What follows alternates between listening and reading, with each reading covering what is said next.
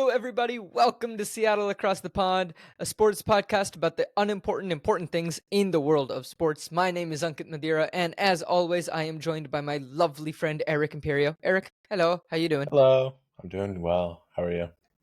I'm good. It Good. has been a hectic few weeks, but I'm good. Yeah, Yeah. I Starting a feel new that. job. That tends to happen. Yeah, yeah. But wonderful. Well, this week we have a very special episode as the Olympics are kicking off. If you are listening to this the day that it comes out, technically sports have already started, but the official opening ceremonies are happening within 12 hours, if I'm not mistaken, of when this episode releases. Yes, I believe so. I believe they're early for here. Yes, they are early for here, but the opening ceremonies have just happened or about to happen. They will be happening within the 24 hours of this episode being out. So we are going to be talking all about the Olympics, but before we can talk about Olympics or talk about anything else, we got to get ready in our locker room real quick. Eric, is there anything that you want to tell the people in terms of stuff happening? No, we're in a new venue. Don't have anything exciting. I'm sorry, Hey, there's one people. exciting thing. We're going to a baseball game. Oh, we are. Yes, I meant to bring that up. Yes, we're going to a baseball game. Thanks to our lovely school, and we're going to an Yeah, alumni night, and this should be very exciting. it's going to be very fun. If anybody is at the Mariners game on August 11th, if I remember correctly. That's what And yes. yeah, that sounds right. August 11th. If anybody wants to meet up, shoot us a message on Instagram and we can try to make that happen. Yes. If not, oh, good. We'll tell you all about it when we go. We'll post on social Yeah. media. It'll be lovely. If people want to see our escapades in the world of sports on social media, Eric, how do they find us? They find us at SATP Sports on Instagram. That's where we repost stuff. We post random stuff when we get it. We don't have a graphic maker, so it's mostly reposts right now. Yeah, we would love to have a graphic maker. If that's you, hit us up. But Yes. otherwise, we also post on Co-op Forge, which is CO_OPFORGE. And if you want to support us so that when we are making these podcasts, we are not in the red. That's our entire goal, is to just not be losing money. So, if you would like to support us, it is greatly appreciated. You can do so at the Patreon, which is patreon.com/co-op4, so patreon.com/CO_OPFORGE, and all the money that is raised in the Patreon just goes into helping make these shows so that we aren't losing money actively while doing so, because we do really enjoy it, and we would prefer to not lose money to do this for you all.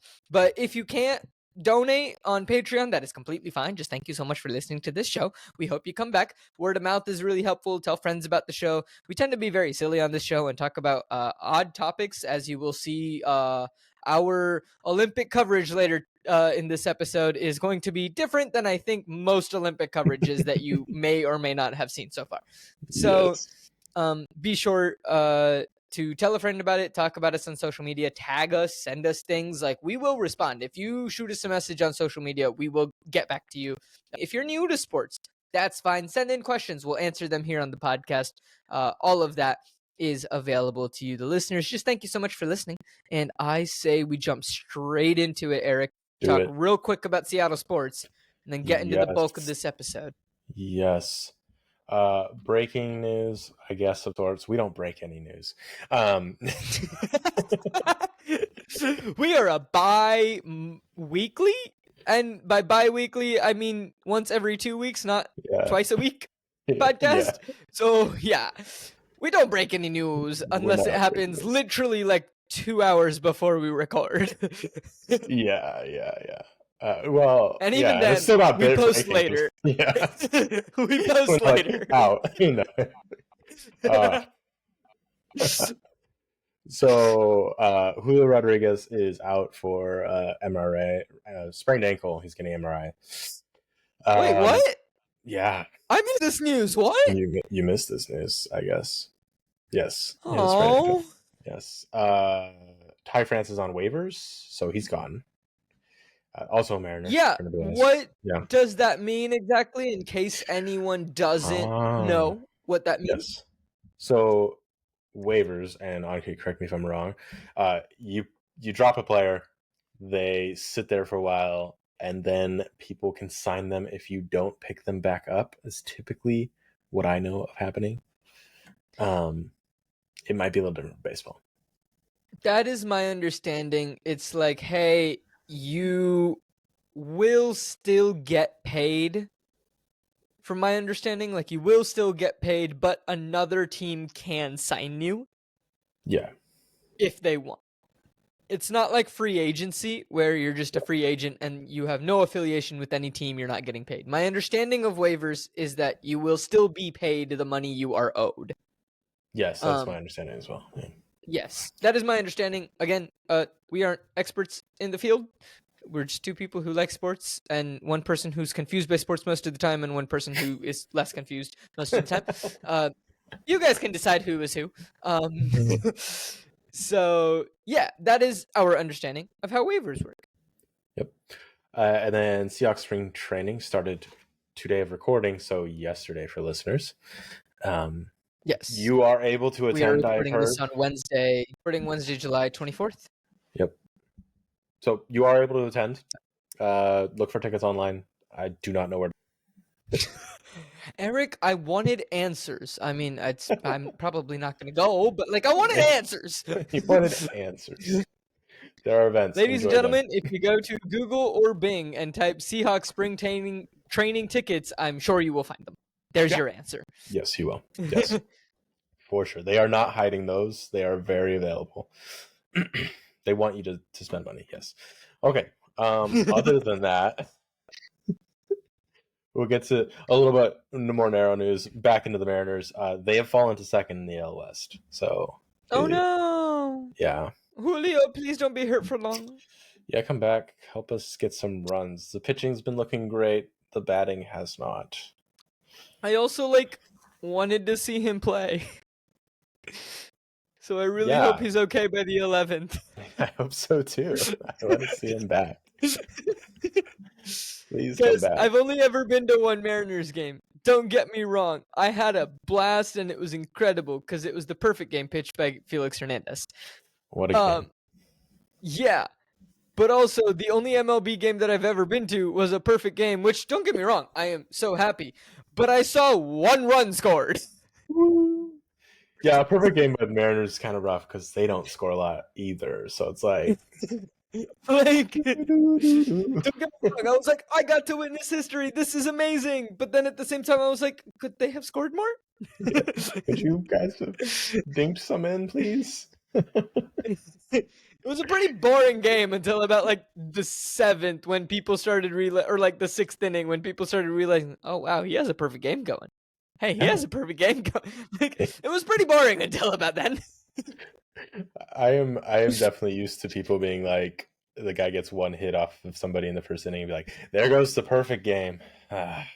Those are the kind of people I sit with normally at the games. Fair. I mean, I feel like that would be me most of the times. But just by happenstance, I got to go to that game and sit 10, 12 rows behind home plate. It was incredible. Wow. That is incredible. Yeah, someone at my dad's work had season tickets and they just couldn't go. And they were like, hey, does anyone want these tickets? And my dad was like, oh yeah, my son and friends will take them. So we took them and then we went and we were like, oh. That feels like the worst game to miss as a season ticket holder. Oh yeah, apparently my dad went back to office the next day. His boss or whoever gave him the tickets, I think it was his boss, at the time, just goes, of all the games to miss, and my dad was like, yeah. I heard it was a big deal. My dad knows nothing in terms of what happened. He's just like, I heard it was a big deal. Yeah. How about the Mariners? So anyway, the Mariners, the things are happening. They had a draft. They did have a draft. I didn't realize that there was 20 rounds in the MLB draft. I did know that there were a lot only because I went to high school with someone who did get drafted in one of the later rounds. Okay. Okay. Shout out to my high school friend Danny. Danny, I have no idea if you're listening to this, but hello. Hi, Danny. So, yeah, so I did know that there were a lot of rounds, because he had gotten drafted out of high school. Yeah. But curiously, why is there a draft in the middle of July in the middle of the MLB season? Yeah. So high school and college just ended, and they don't want ball players to stop playing. Simple as that. Oh, okay. Sure. They're like, we need to work you as hard as we can, so here's your contract. And so, like, they'll just go straight into playing? They'll just go straight into minor leagues of some sort, or at least training. Yeah. Oh, okay. So, I like, think there's a thing. anyone There's that like we rookie ball. see. It's probably a start Okay, rookie so like ball. anyone that just got drafted, we won't see in this season, like the ongoing season. The earliest we would potentially see them is the start of next season. I don't know if there's any limitation to them playing now. It's highly unlikely that any of them will be like ready for the majors. As typically, even like first rounders can take a couple years to come up. So I don't imagine anybody will be in. But I could get proven wrong. I'm sure there has been cases where they needed their first rounder before.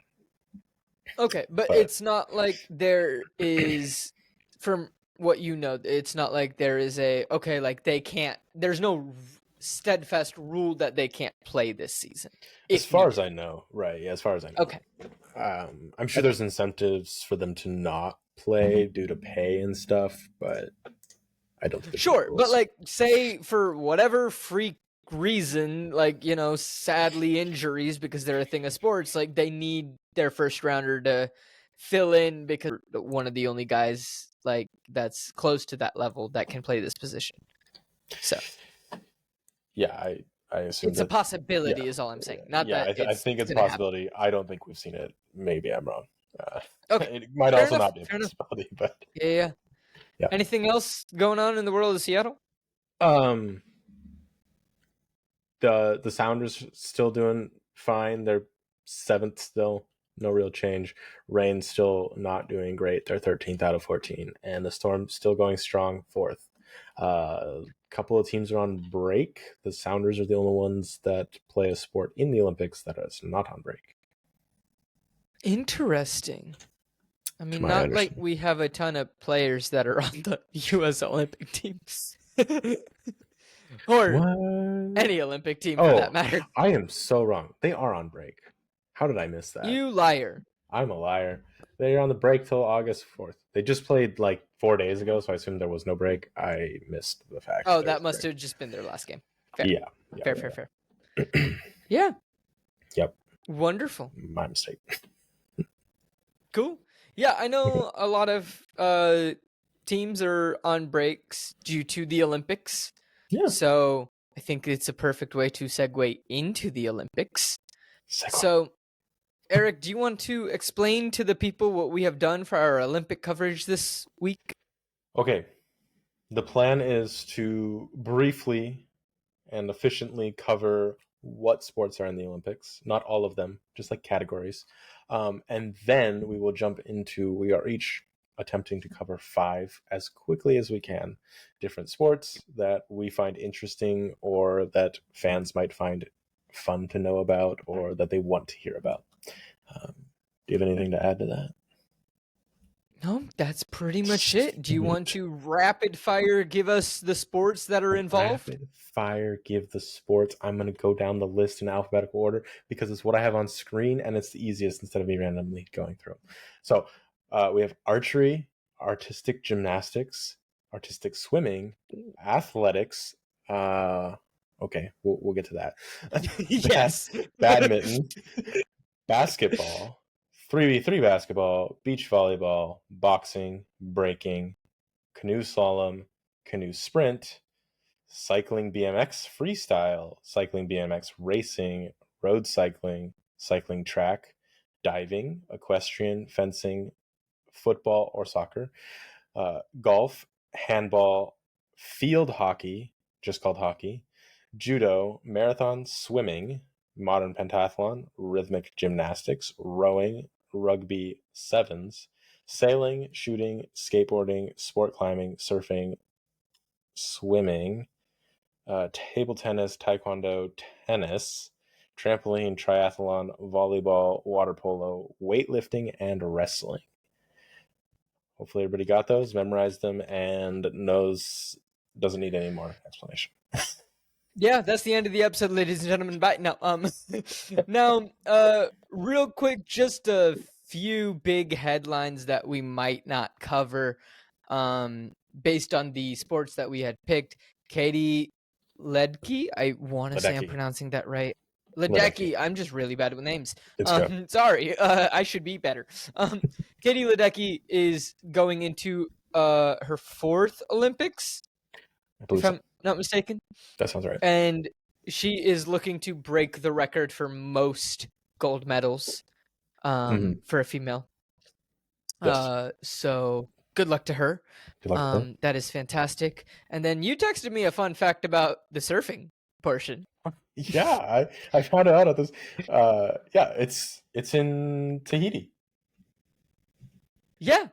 Yeah. But like a specific place that is still owned by France. Right. I mean, I completely forgot French Polynesia was still part of France. Yeah. Yes. So they're having a lovely time there, it seems like. Yeah. The other thing, ladies and gentlemen, if you have already seen it, or maybe you haven't and it's happening soon, but the opening ceremony for the first time is happening on water. Apparently everyone is going to be on boats. It's going to be very interesting going down the river. Now, the other thing that we may or may not cover in the, today's episode is that the water sports, many of them are happening in the river that flows through France. Flows through Paris, not France. Yeah, both. Yeah. Specifically, well, I mean, yeah, specifically the sign which runs through Paris, and this is why everybody was so mad. The French were that they had a bid, and I kind of wish that they did it because it would have been iconic, but they didn't. Where they were going to take a dump in the river. Yeah. Because they were mad that they cleaned it up for the Olympics, but would not clean it up for just the people. Yeah. Spent a ton of money on not fixing the problem, really. It's clean for the Olympics, so far as I've heard. This is what we know.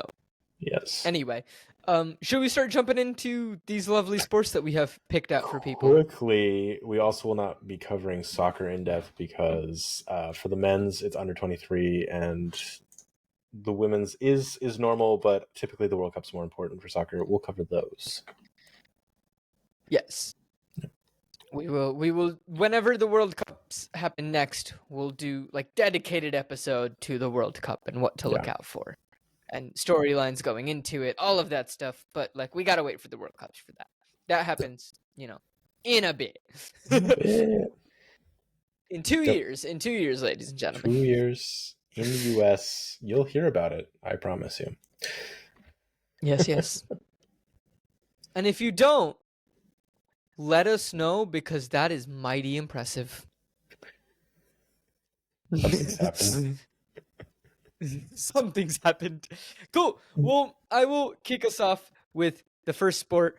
Real quick, it's basketball. Cool. It's a big one. We all love it. Everybody should know what basketball is. If you don't, it is played on a hard court, and there is a ball, there is a basket. They shoot the ball, it goes in the basket. Fantastic. You have 2 versions of basketball happening in the Summer Olympics. I will first talk about the 3v3s, and then I'll talk about the 5-on-5. So 3v3 basketball is what it sounds like. 3 players versus 3 players on half a court. It starts on July 30th, and it's Germany versus the USA. On the women's team, we have Sierra Burdick, who has won two 3v3 World Championship golds, the last one being last year. We have Derica Hamby, who won gold last year in the World Championships. We have Ryan Howard, who was the number one pick in 2022, the newest member of the team, and Haley Van Lith, who led the team in scoring at the World Championships last year. And she is actually still in college, going into her final year of eligibility after playing 3 years in Louisville and last year at LSU. She's going to be playing for TCU this upcoming season. Now, Cameron Brink, who is a rookie on the LA Sparks, was originally named to the team, but then she tore her ACL. So sadly, she will not be participating. They did. Yeah, I hope she gets better soon. So they did win gold in the 2020 Olympics in Tokyo. So they are the favorites to win gold again. They are very clearly the favorites. And so we're hoping that, they're able to do that. But their first game is July 30th versus Germany. Now, the men also play on July 30th, and they play against Serbia. And for the 3v3 competition, our U.S. men's team looks like Jimmer Fredette, which you might remember as someone who lit up the NCAA in back in like the early 2010s, I want to say, or mid 2010s maybe, as a sharpshooter from BYU. Great player. Just didn't pan out in the NBA, transitioned in 3v3. He's doing great. We have Canyon Barry, Kareem Maddox, Dylan Travis. They did not qualify for the Olympics in 2020 as a team, not necessarily this conglomeration of people, but now they are ranked number 2 in the world rankings ahead of the games. So there is good hype that they will be able to bring home the gold as well. Both of the finals, for whoever ends up playing in the finals, the last day for 3v3 basketball is August 5th. Now, 5v5, which is just normal basketball. When you think about basketball, this is the sport that's played. Wonderful. Normal, all-American basketball. So it starts July 27th for the women, and it ends on August 11th for the women. And the women start by playing. Oh, sorry, I am mistaken. Delete that. So, basketball. For the men, it starts July 28th versus Serbia at 8:15. I think it's 8:15 Pacific time. Don't hold me to that. It's July 28th, so feel free to look it up in whatever time zone you're in. So, July 28th, the U.S. men will be playing versus Serbia in their first match. Now, the U.S. men's team has many big names on it this year. They have LeBron, they have KD, they have Steph, they have Anthony Davis, they have Anthony Edwards. Lots and lots of big names. They are looking to claim gold after failing to medal in the FIBA championships last year in 2023. They ended up getting 4th. And it's going to be the last round of the Olympics for LeBron, Steph, it's also his first Olympics, Kevin Durant. Most likely, it's going to be their last round for all of them.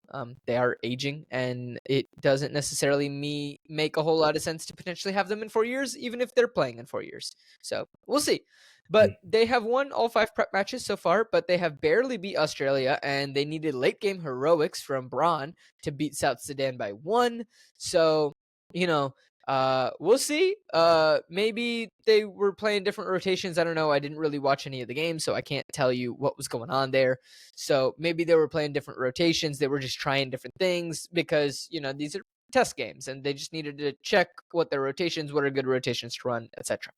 Now, other big teams to watch in the men's tournament are Canada, who have Shai Gilgeous-Alexander and Jamal Murray. You have France, who has Wembanyama and Rudy Gobert, and Germany, who just recently won gold in the FIBA tournament last year in 23. And they also have Dennis Schroeder and Franz Wagner as their main players. On the women's side, the women are stacked. They play July 29th at 12 p.m. versus Japan, and Oh boy, they have Asia Wilson, they have Sabrina Ionescu, they have Diana Taurasi. You name a great, they probably have her. So they did lose to the WNBA All-Star team in the All-Star game, which was USA versus WNBA All-Stars. But that's okay. I mean, it was a lot of competition. Everybody was playing hard. And as the coach said, hey, like, this is a way for us to figure things out. Like, they were figuring things out. They don't necessarily know all their rotations yet. They need to figure out who can play at what times and what are their best combinations on the court. So it's okay. They are still expected to dominate in the Olympics. They have dominated all of their pre-Olympic matches. They are expected to bring home gold. They will face competition from Belgium, who recently only lost to them by 2 points in a tournament. And other teams to keep an eye on are Australia and France. Now, the final thing is that the men's final is going to be on August 10th, and the women's final is going to be on August 11th. And that's everything you need to know about basketball. Sweet. I'm going to follow into to volleyball here for a very specific reason. I don't know if everybody knows how basketball was invented. Do you know? They had a hoop. They had a peach basket. They couldn't Yeah. play outside because they couldn't play volleyball outside. So they took a volleyball and threw it into a peach basket. So it was Right? invented at a YMCA. Yeah, Right, something like that. Yeah, they couldn't play outside sports. That is correct. The sports were not volleyball, and I'll get to that why. And so that's what happened, right? Dude made it at the YMCA. It blew up like literally the next year. Everybody across the country was playing it. And so a dude at a YMCA 10 miles away said, that's not hard. Anybody can make a sport. And invented volleyball.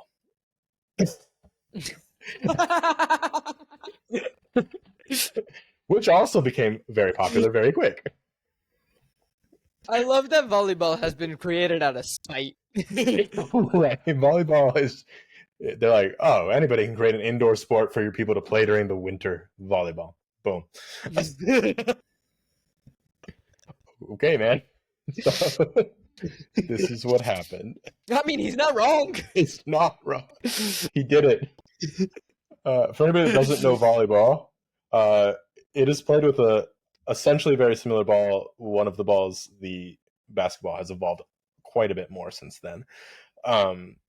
They were both originally soccer balls. Soccer balls used to look a lot different. And you're attempting, like in tennis, to hit it over a net. And like in tennis, you don't want it to hit tennis is twice. You don't want it to hit the ground at all in volleyball on your side. Volleyball has 6 players on each side. And you'll probably hear of forwards and backs. There's 3 of each for each team. It's the best of 5 sets. First team to reach 25 points wins the set, except for the 5th set. It's only to 15 points. So that should help everybody there. Is the 5th set win by 2? They are all win by 2. Yes, sorry. Every set is win by 2. Every set is win by 2. Yes, correct. You'll hear terms like spike. That just means I hit it really hard on a jump, went down, and it hit the ground right up front. You'll hear a dig. That it means I got down on the ground really low and saved the ball from hitting the ground and got it back up. You'll hear block. That's when I jump over the net, right at the net, block the volleyball. It goes back to the side. An ace, that's on the serve, just like in tennis, no return. Bump will be a forearm pass. Kill, it's just immediate points. Nobody touched the ball on the other side. It's not really an ace or a block. It's called a kill. A serve, that's just when they're hitting across, just like in tennis. And a set, not like the sets they play, but a set is like this, and they set it up for somebody to then do a spike. Hopefully that's all the terms. Everybody knows all the terms. I know this is a little less known sport, so that's why I'm going through the terms unlike basketball. No, fair enough. Yeah. And then there's also going to be beach volleyball in the Olympics. It's just volleyball on sand, right? Pretty much. Essentially. You just have 2 players. Yes, you just have 2 players. They do have to play barefoot, and they have sunglasses, which makes them a little cooler if you ask me. Yeah. They only play 3 sets. They only play 2 to 21 and 1 to 15. So Weak.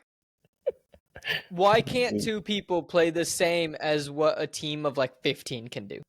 come on, Weak. work harder. Work harder. Yeah. Okay. Let's get into some storylines here.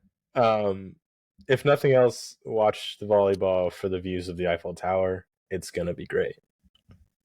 Okay. Okay. It was on the Instagram. If you haven't seen it, I'll repost it after the episode comes out so that you guys get more hyped for it. Okay. So we haven't seen a men's US podium since 2008. And most excitingly out of the storyline is a former 8 season NBA player out of San Francisco men's team, Chase Bundiger. I've heard of him. Okay, he had a career 7.9 points, 3 rebounds, and 1.2 assists in 407 starts or plays games. Okay. They're playing at the 2. He's playing at the 2 spot with Miles Evans. They're ranked 17th in the world as a team. So out of the 24 teams that are there, it's pretty good. Nice. Then we have what's essentially our 1 spot, but they're ranked lower, Andy Bandesh and Miles Partain. They're 21 spot. The favorites here is going to be the Swedish team, Amen and Helvig. And this is for beach volleyball, right? This is for beach volleyball, yeah. Sorry, I went with beach volleyball first. It's a lot quicker, easier to go through. Cool. And then women, we have the big storylines. Kelly Chang returns for her second Olympics, and she'll be playing with Sarah Hughes. They're ranked 34th. And then in the 1 spot, we have Taryn Koth and Kristen Nuss. They're ranked 13th in the world. The favorites are the Brazilian women Ana Silva Ramos and Eduarda Santos Lisboa. So get excited for those. Woot woot. Now into regular volleyball. Teams are big. I don't know. Well, we can go through all the players. We have quite some good players here. I think just like give Not us all the players, teams to look at. Okay, teams to look at. Yeah. Okay. So Turkey won the World Cup last year. The U.S. Is ranked 5th. They're a team to look at. Brazil's a team to look at, and Italy is a team to look at. This is all for the women's side. Sorry, women's side. Okay. Jordan Larson returns. She's really good. We have Catherine Plummer is good, and there's just a lot of good players on our team. Then on the men's side, U.S. won the World Cup last year, so we're looking good to go in. We're currently ranked 5th also, which is crazy. And Poland's ranked number 1. We have Japan, Slovenia, and Italy above us. Typically good teams, still looking good. So we have both teams have some fight to go up against. When is this happening? Beach is the 27th through the 10th. Men's finals are on the 10th. The women's is on the 9th. And the U.S. is guaranteed to play the 27th through the 2nd. We'll see what happens if they move on for beach. Men's indoor volleyball is the 27th through the 10th. The finals on the 10th. U.S. women's volleyball is the 28th through the 11th. Finals on the 11th. So 1 day later for that. Any questions? Oh, Sweet. pretty straightforward. Good. Lovely. I am going to transition that into something that does not involve a ball. We're going to talk about athletics. Now, ladies and gentlemen, for some reason, the Olympic website has decided that athletics means every single track and field event. So instead of talking about every single track and field event, I'm just going to highlight some people in different events that maybe we should keep an eye on that might be trying to accomplish something cool, or they just have a fun storyline, something like that, right? So our first person to take a look at. Wait. What? So they just took all the events, put them in one, and said, like if it was the Winter Games, we're just gonna say, okay, there's skiing, snowboarding, and ice skating. Yeah. That's what they did with athletics here. They just put it all into athletics. Yeah, so it's athletics. And then they're like, in athletics, you have the 100-meter dash, the 200-meter dash, the 400-meter dash, the 4x1 meter relay. You have the long jump. You have the high jump. You have the pole vault. You also have shot put, javelin. You have the marathon. You have the walking one where people speed walk. Like, literally anything that just doesn't seem to involve, like, a lot of sports equipment or is like a field event that requires sports equipment is just under athletics. Track and field became athletics. Yeah. So anything that's like in the track and field category Became athletics. I mean, I get it's a Pretty much. category, but like you could split up a little bit, like running and like But throwing. also, like, I'm sorry, are you trying to say that the other sports aren't athletic? Right, it's a poorly named category too. Like we haven't got to modern pentathlon yet, so I don't know. Maybe. I will not be covering that. I don't remember if that's one that you're covering. I'm covering it. Okay, real quick. In athletics, we have Mondo Duplantis from Sweden in the pole vault. If you don't know what the pole vault is, they take a giant pole, they stick it in the ground, they shoot themselves in the air. So at 24, he has 2 world titles, and he won the gold in 2020 as well. He's the current world record holder in indoor and outdoor pole vault, and he has cleared the 6-meter mark more than anyone in history 60 plus times. So be sure to check that out. Ryan Krauser from the U.S. in shot put. He is aiming to be the first 3-time Olympic champion in the shot put. We have Shelly Ann Fraser-Price from the U.S. as a sprinter. 8 gold medals across 4 Olympics. This will be her final Olympics, and she is one of the greatest sprinters of all time. So be sure to tune in to potentially watch one of her final races. And then on the men's side for the U.S., you got Noah Lyles, and he wants to win all the medals, as he says, at the 2023 World Athletics Championship. He became the first man since Usain Bolt to win the gold in 100 meters, 200 meters, and the 4x100 meter relay. So he is out to, as he says, win all the medals. So all of them. Go whatever Noah. that means. I like the ambition. Go Noah. Yeah, he's like, I'm winning all of them. I want every single one. I hope he's in like every athletics event just possible. Like he's doing the run walk, he's throwing, he's doing the marathon, he's just doing it all. I hope. I really want him to be competing in literally every event possible, like Michael Phelps back in the 2008 Olympics, where Noah Lyles is just like, oh, I can do that schedule-wise, sign me up. Sign me up. Yep, we're good. Rest? Noah, you've never trained in this. I don't care. Sign me up. Then you have Quincy Wilson from the U.S., who is a 16-year-old, to make all of us not in our teenage years feel good about ourselves. He is the youngest American track athlete ever.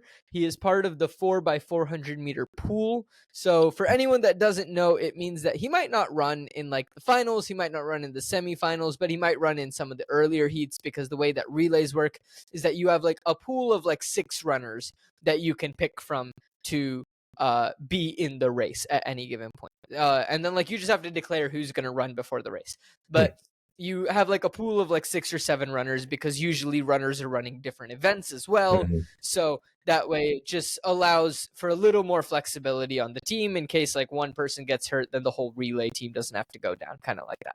Yeah. So finally, in athletics, we have Neeraj Chopra from India. He is the favorite to defend his gold medal in the javelin.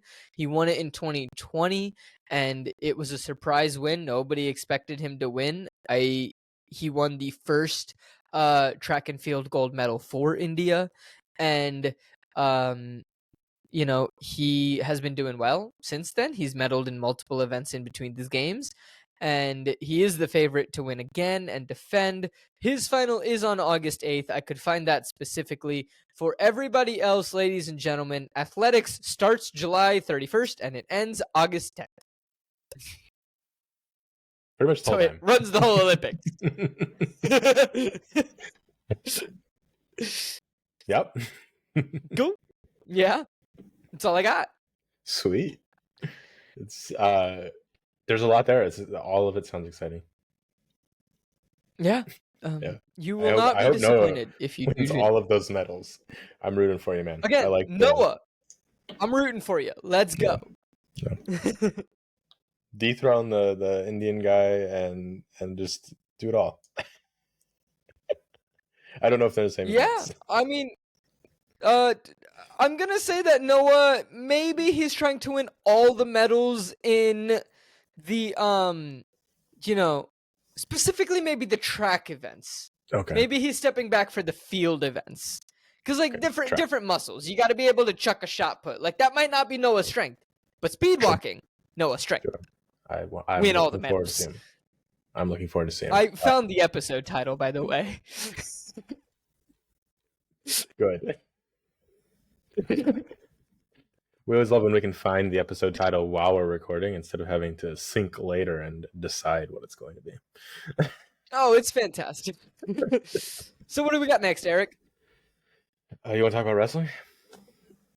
Yeah, sure. I know nothing about wrestling. You know nothing about wrestling. That's great to know. Okay, in the sense of like I know how the sport works. Okay. But I don't know like what to watch for. Okay. So it is again one of those ancient sports like you just talked about. So right out of Athens. There are two formats this year. There is a Roman Greco or Greco-Roman, depends on who you talk to.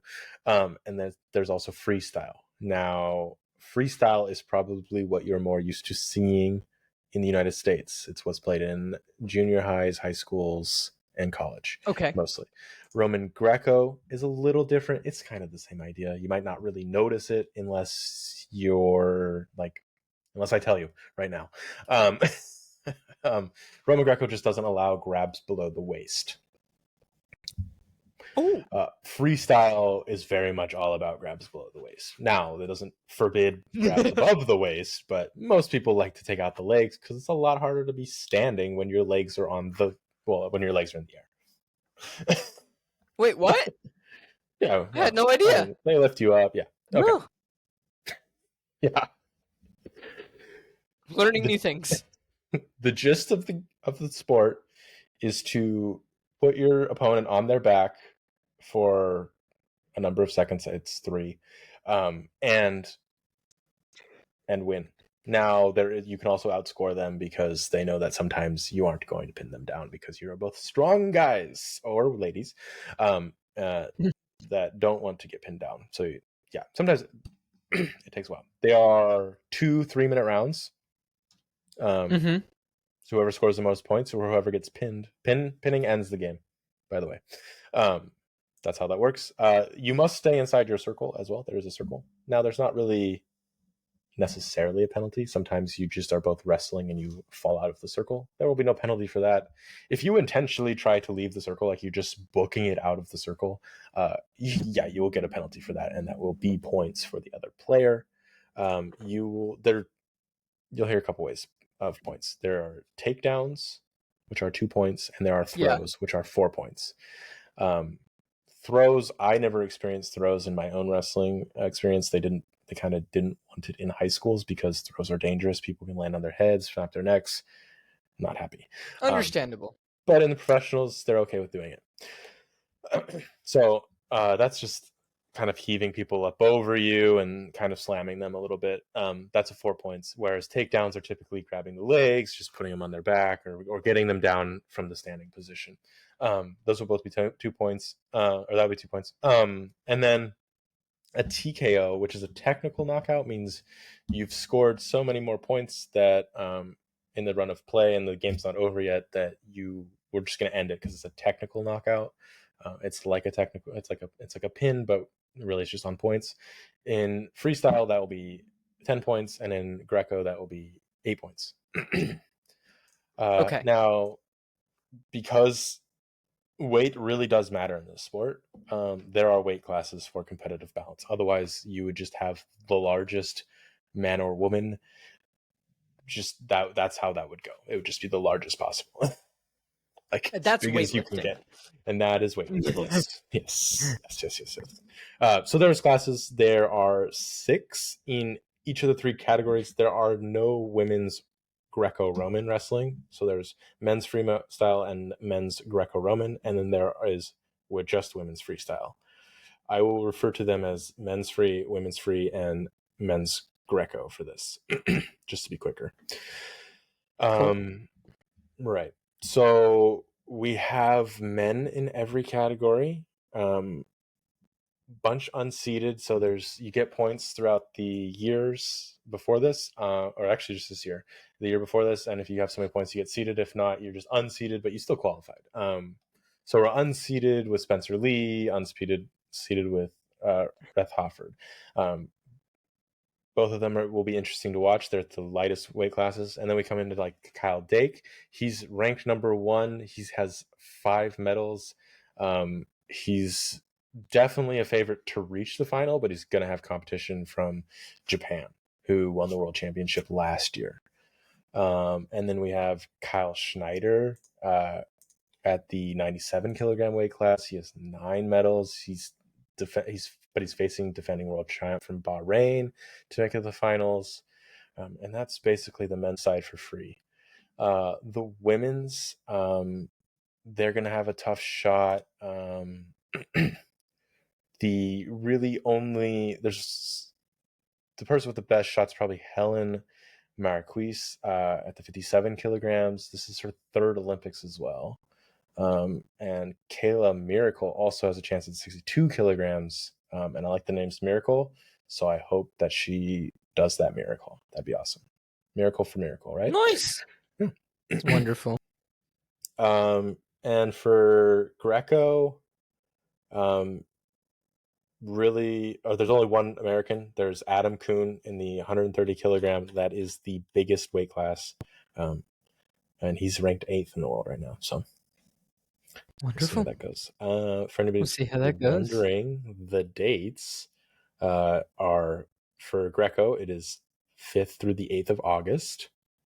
The finals will be 6th, 7th, and 8th. For Adam Kuhn, they'll be on the 8th. Oh no, sorry, they'll be on the 6th. Then for women's freestyle, that is the 5th through the 11th. There are varying final times.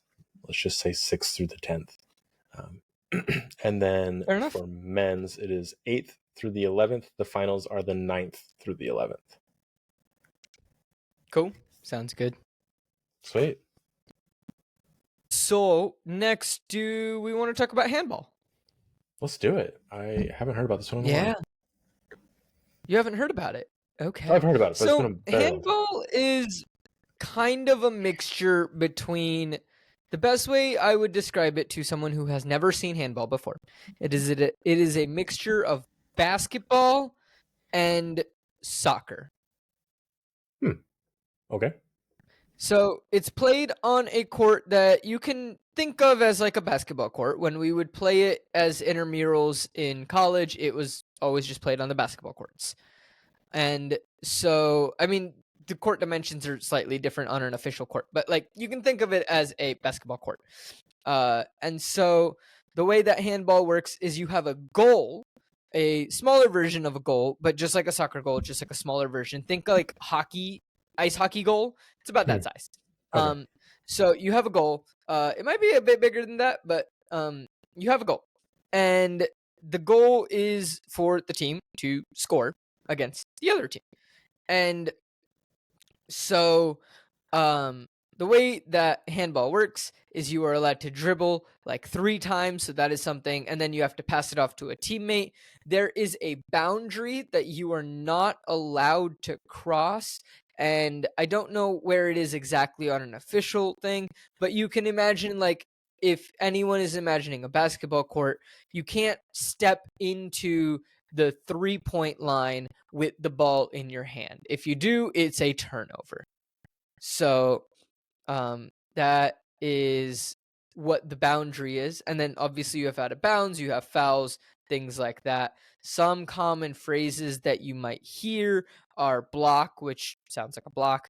You have dive shot, you have fast break. Those are similar to basketball. Well, fast break is dive shot is the player has dive and shot. Now, a player is allowed to jump over the line, the boundary line, as long as their last step was before the line. And then if they jump and throw the ball and then land inside the line, that is allowed. They just can't be holding the ball inside that line at the same time. You also have things like pivot, which is like a pivot foot. So just like in basketball, once you pick up the ball, like after your 3 dribbles, you can't do anything. You can't move with it, and you can only move with it when you're dribbling. You only get 3 dribbles before you have to pass it off. Unlike basketball, where you can dribble for as long as you want. So, yeah, that is handball. The ball is a smaller ball. It's I don't really. It's like a small minute of basketball. So the team with the most goals at the end of the game wins. It's as simple as that. So if they're tied, then a maximum of 2 5-minute overtime periods are played.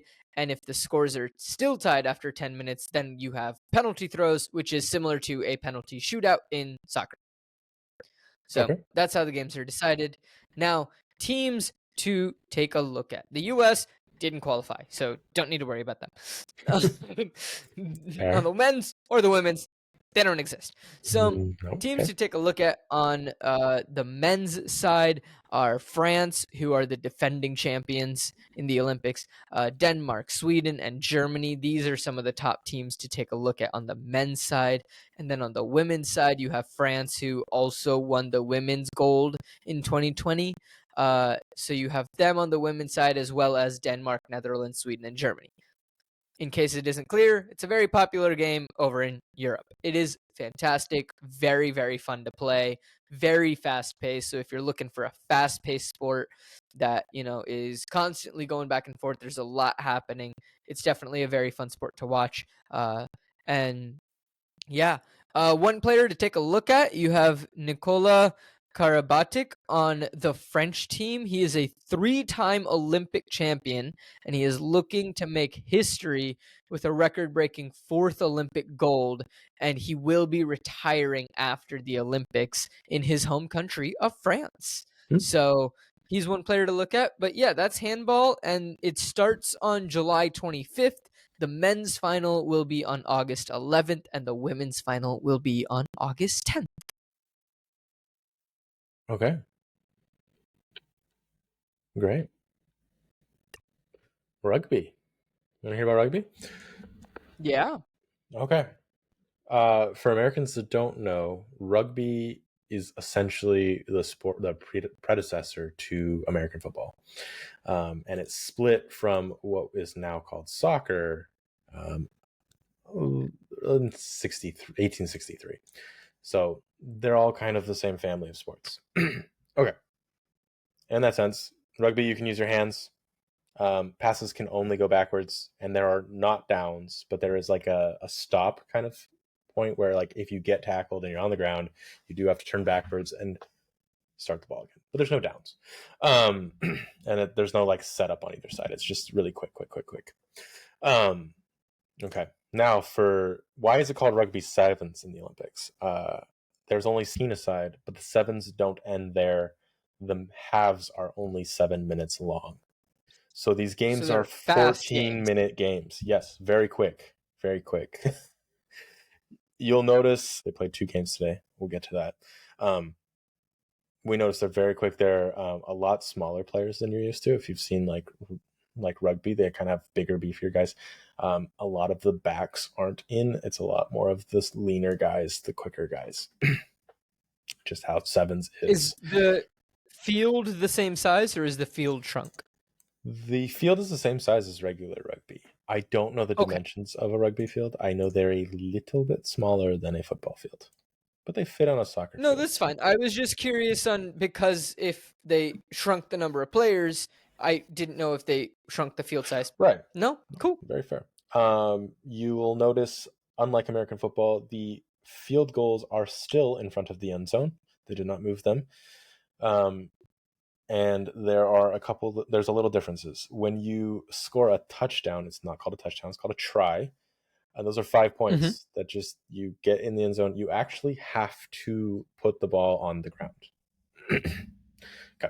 Conversions, all of them are 2 points. They are taken from a certain distance. I think it's like 20 meters. And based off where in the end zone you put the ball down, that is where you will shoot from. So if you're very far out on the corner, you will shoot from the corner over. If you're in the center, you will shoot a straight line. Now, penalty kicks happen as well. They are a lot like field goals, but they happen where the penalty occurred. And they get 3 points, just like a field goal. There's your American explanation of rugby. Great. What are we looking for? Yes. What are you looking for? You are watching Fiji on the men's side and New Zealand on the women's. Not surprising. France is also very good in both. So is New Zealand. So is Australia. They are the rugby nations. England on the women's side is looking good. They're ranked number 1 right now.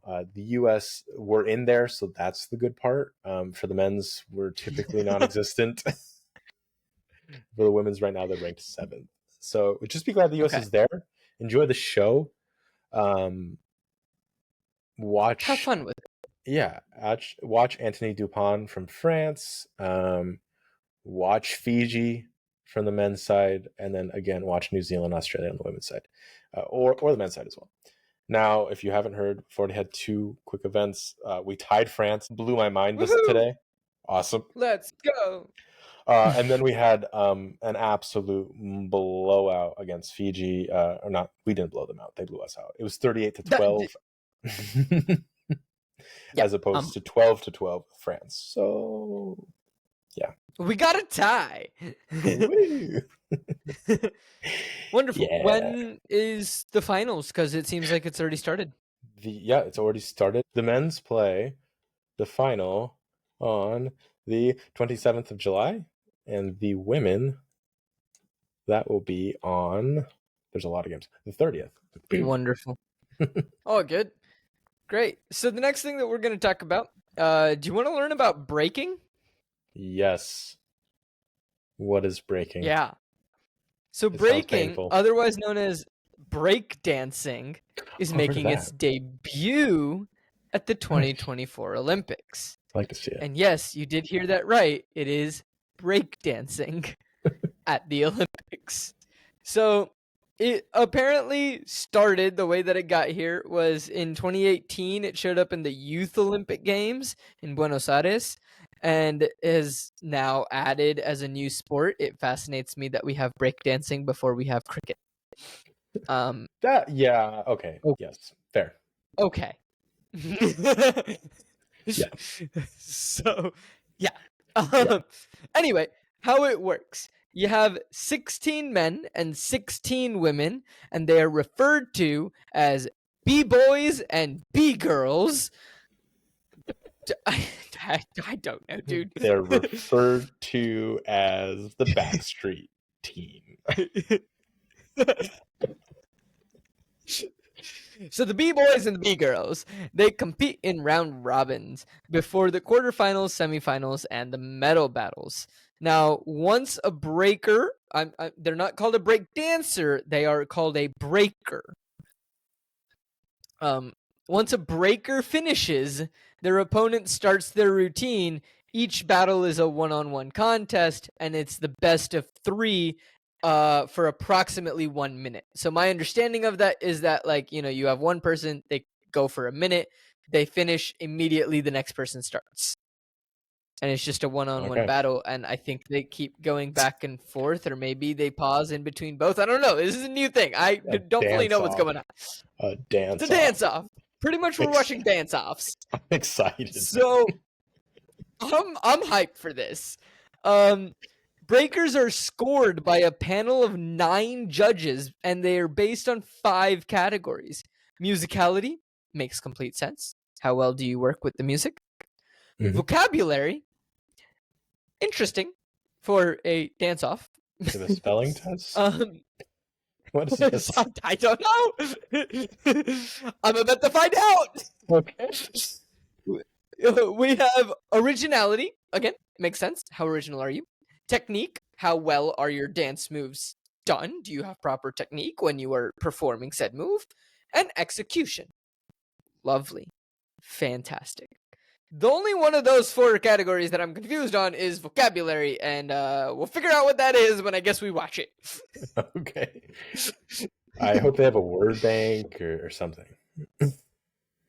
I hope the commentators for breaking know what they're talking about.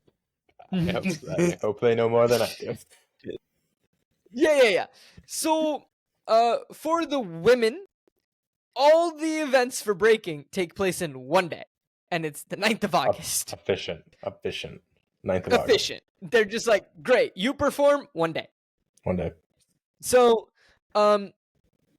someone to look for on the women's side is Dominika Banevic from Lithuania. She is a 17-year-old, and she broke onto the scene last year by winning gold at the World Championships in 2023. She is the youngest B-girl to ever win. Wow. So someone to look out for. On the men, they're just as efficient, and they said August 10th. I love the efficiency, man. They're just like, boom, get it done. Go. Dance. Dance. Someone to look for is from the US, and his name is Victor Montalvo. Very US name. And he is the favorite to win gold. He won gold at the World Championships in 2023, and he is a 2-time Red Bull 1 champion. So yeah, if anyone is interested in breaking, and from our understanding of it, watching dance-offs at the Olympics, August 9th for the women, August 10th for the men. I hope that they're playing like very like national specific music, so it's like very much like national kind of battle, kind of dance-off. I will say I'm very intrigued about this one. And even if I'm not able to tune in, I will be watching every highlight for this event. Peacock does keep all of the sports recorded, so you can rewatch them. At least for I might need to get Peacock. Yeah, get a month of Peacock. Enjoy. Yeah. That's Enjoy. what we're doing here. All right. Just 1 month. What else do we got? Canoe slalom. Okay. It's been in the Olympics before. I watched it with you one time. I was like, this is crazy. I want to watch more of this. Yeah. I remember that. And they've added a new type. So let's get to what it is first. It is essentially like ski slalom, but in the water, and you're in a canoe or a kayak. By being in a canoe, you are kneeling and you have one blade. So it's not a dual-bladed paddle, and a kayak is a double-bladed paddle, and you get to sit down. Yes, that's simply that's all we need to say. Not all we need to say. If you are supposed to go through the gate downstream, it will be green. If you're supposed to go through the gate upstream, it will be red. So sometimes the gates still pass. And wait, you have to go against the stream? Yes. Sometimes you have to paddle. You don't upstream. have to go uphill when you're doing the ski one. Well, this one wants you to go upstream. All right, we gotta update the Winter Olympics. I want to see them have to struggle and go uphill. You do some it's like cross country skiing, right? But yeah. Okay. It's not the same. So the new one. Have you seen BMX races in the Olympics? Yeah. Where they're like 4x and they're going down all the cool jumps and stuff. Yeah. So this is 4x canoes in essentially the same river or kayaks, sorry, in essentially the same river they use for the singles. I don't think there's any change, actually. There's only change to the course. They are also required to roll the kayak once during the event, and there will be a nice yellow bar that says roll zone. They are required to roll underneath that, which means they have to go underwater and come back up the other side. Exciting. They are allowed to I'm intrigued. Yeah, I know. They are allowed to use paddles as interference against the other competitors. So Wait, expect so like there. you're kayaking down, and then you can just take a paddle and bonk someone in the back of the head. I'm sure there are like cross-checking limitations, but I'm sure if your paddle hits the water and comes up and slaps somebody in the face, oops.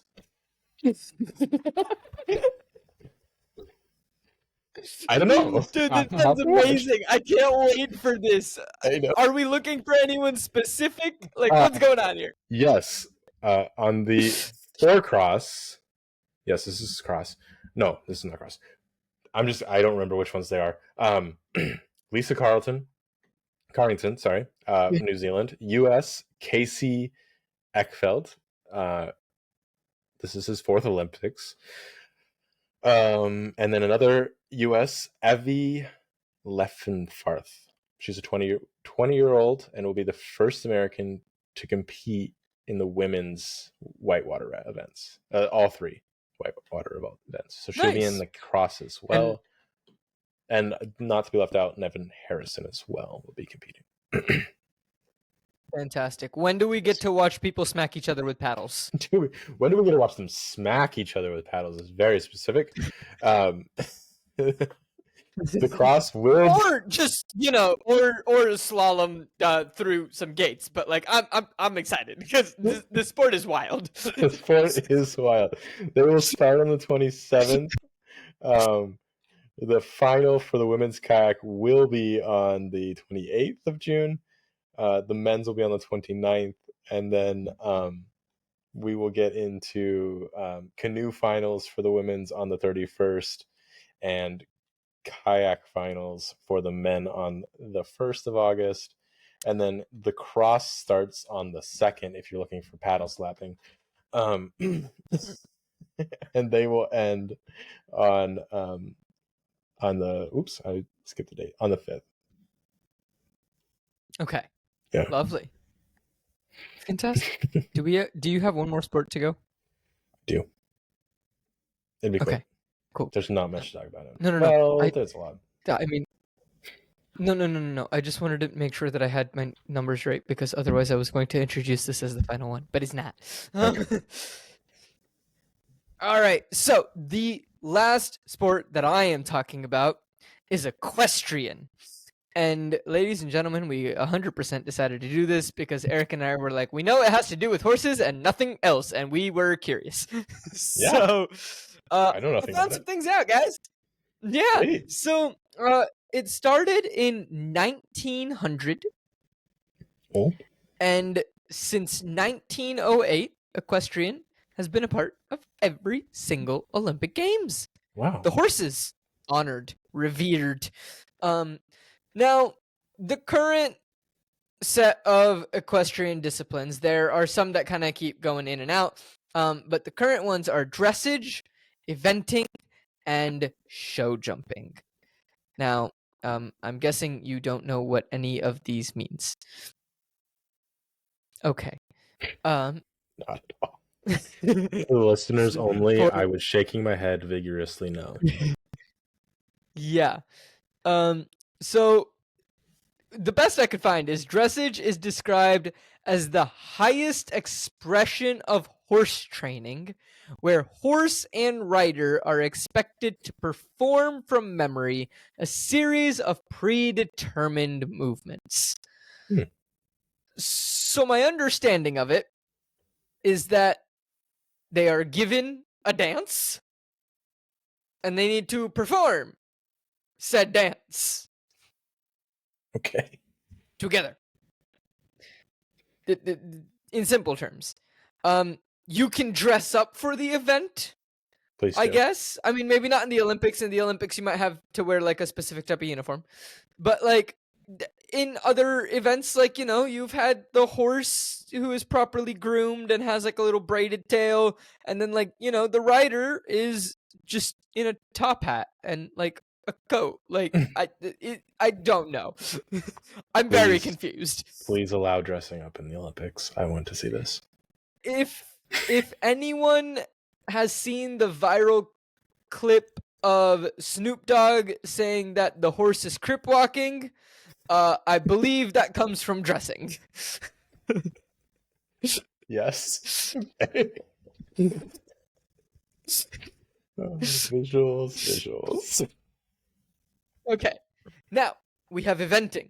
Eventing is an equestrian event where a single horse and rider combine and compete against other competitors across the three disciplines of dressing, cross country, and show jumping. So you have dressing or dressage, whatever you want to call it.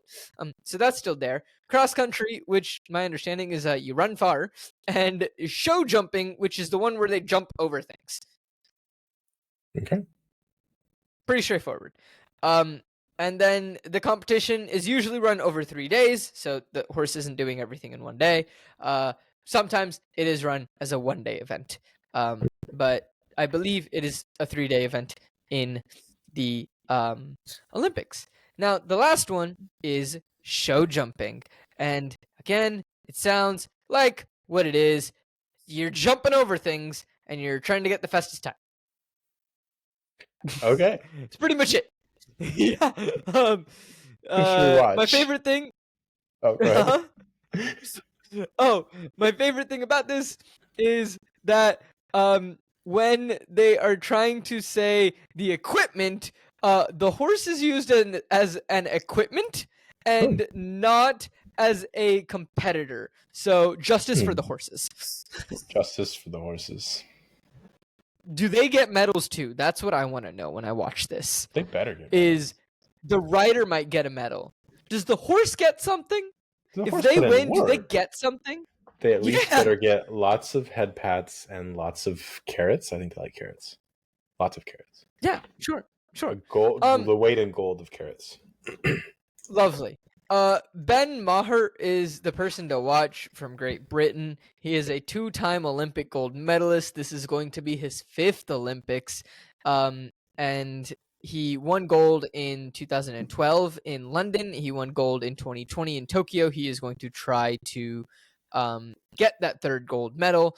And something to just note about him, he was injured in 2023, but he bounced back. He won the first Grand Prix of the year. He currently ranks 2nd in Longinus rankings. Not sure what that means, but sure. Fantastic. Okay. And equestrian runs July 27th to the 6th of August. Okay. This will be. I'm curious. I want to see some people dressed up. I want to see the horses with lots of carrots and medals. Would be ideal. Yeah. All right, what's our last sport, Eric? Okay. The final sport, and I picked this one because I saw a video and they referred to it as probably the only sport that if you were said you had 4 years to train for the Olympics, you could probably make it into the Olympics and be there. I said, crazy. What is this event? This is the modern pentathlon.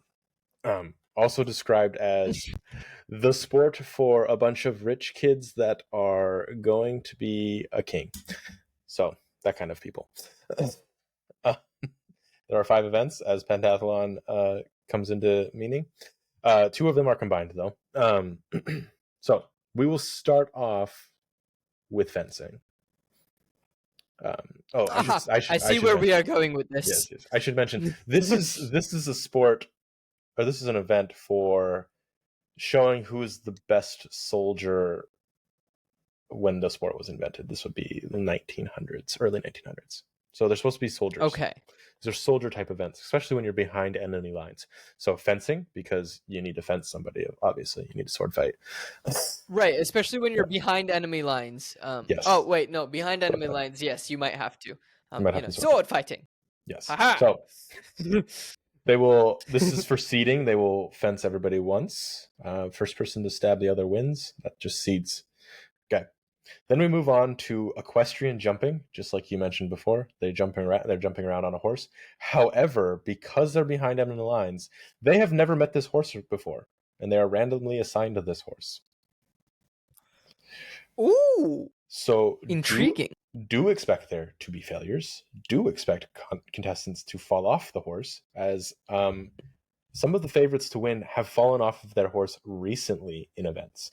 So this is the falling off of horses event of the Olympics. Like I said, you might be able to qualify for this event. Hey, I like animals. I'm generally good with them. Hit me up. Yeah. I just got to learn how to fence. What else do I need to learn, Right. Eric? Okay. So then after that, we'll go back to fencing for an elimination round. This goes until only one person remains. Then we move Fair on enough. to swimming. Again, it's swimming. You just swim. I don't know how far. I didn't look it up. You swim. Oh, actually, I did look it up. 20 meters. Or 200 meters. Sorry. I was going to say 20 meters is really short. 200 meters, because you have to swim across the river. Okay. Oh, that's what we're doing. Okay. Short. Yes. Now I can become a better swimmer. Yeah. Now, all of that was essentially for the final seeding, which will be whoever has the highest score at this point will start first in a run shooting event. This is a 3,000-meter event where competitors will have to stop 4 times and hit 5 targets. Each time they stopped, once they've hit 5 targets, they can run again. There will be, due to the scoring, they'll be delayed. So some of the competitors will start 90 seconds later than the other ones. You really want to be close. Sadly, they are using lasers this year instead of like airsoft or an actual gun. I don't know. Maybe not an actual gun, but an airsoft would be nice. Why are we using a laser? Like, we can at least use like non-lethal bullets. Right. Like an airsoft bullet. Like an airsoft stings. bullet. Because there is shooting in the Olympics that does use airsoft bullets. So I was a little confused by that. Yeah, okay, whatever. Anyway, the first person across the finish line of the final event wins. And that will be like a 90-minute event. Oh, no, sorry, that'll be a 20-minute event. The finals is the all the way from the second fencing on. And it's about 90 minutes total. Not gonna lie, if I learn how to fence, I feel like I could do this in 4 years. Yeah, I feel like that's, I think that's the point. Like, I feel like it's not if you know how to ride a horse, and it's possible. It's possible. Know how to fence, know how to ride a horse. Most people you would have to train quite a bit. Yeah. Yeah. I mean, I would have to get better at it, but like, yeah. Go play some laser tag. Good to go. Done. The kids will be brutal. Like, you will have better practice. Yes. Really good. Kids won't care. Kids do not care that you're an Olympian. Practice. Now, the kids will be like, I got you. They'll jump out of random corners. Oh. All right, so when is this weird sport happening? This weird sport is happening. The preliminaries start on the 8th. And then the finals are on the 10th, and the women's is on the 11th. If you're looking like big storylines to look at, this is the final dance for the horses, sadly. There was some there was some trainer on horse violence in one of the Olympics, and so this is the last one they're doing. Shame on the person who did that. Hey, so we won't have horses in future Olympics? No, they're gonna I don't know what they're replacing it with. I couldn't find information. We'll find out. At all, or just in the pentathlon? In the pentathlon. I think that it doesn't happen in equestrian because they know the horse. The trainers do not know the horse in this one, and so there was a little bit of anger expressed. That makes me sad. Horse. Yeah, it does make me sad as well. Yeah, I hope that person was punished. I don't like that. Yeah, I hope that they are not able to compete anymore because they shouldn't be allowed to do that. Yeah. If you're looking for people, Joe Chong is dominant. He is from Great Britain. And then Elena Michelli from Italy. And the only American citizen participating in the event is Jess Davis. She finished 4th recently in Chile to qualify for the event, so should be exciting. Okay, sounds good. When is it? You may have told us. I forgot. Yes, that's fine. Fencing begins on the 8th. The final is on the 10th for the men and 11th for the women. Wonderful. Well, that's everything we got for you, ladies and gentlemen, in terms of the Olympics. Thank you for tuning in to this episode. We know that it is probably a bit longer than we try to do our episodes here. We try to keep them close to an hour. This one might be running a bit longer, but we wanted to get through all 10 of these sports, give you all some things to look out for. If there's anything else that you are super excited for that we didn't talk about, tell us in the comments and we will definitely be checking it out. Yes. I love the Olympics. Whenever they roll around, I try to watch as much as I can. If I can't watch it, then I always try to go back and find the highlights on YouTube for all the events that I can possibly find.